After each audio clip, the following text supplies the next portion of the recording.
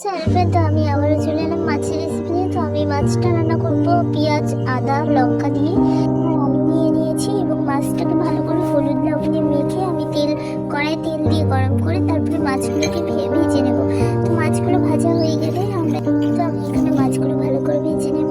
আর মাছগুলো ভাজার পরে আমি এখানে কড়াই একটুখানি অল্প জিরে দিয়ে সঙ্গে দিয়ে আলুগুলোকে ভালো করে ভেজে নেব লাল লাল করে।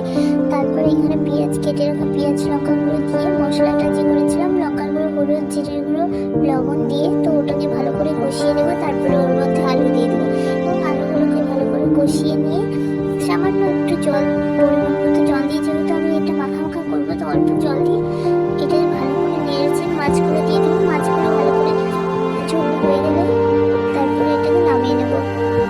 আমার সিম্পল রেসিপি হয়ে গেল। আর তোমরা চাইলে তোমরা এভাবে করতে পারবে এবং খেতে খুবই দারুণ হয়েছিল। লাইক করবে এবং শেয়ার করবে।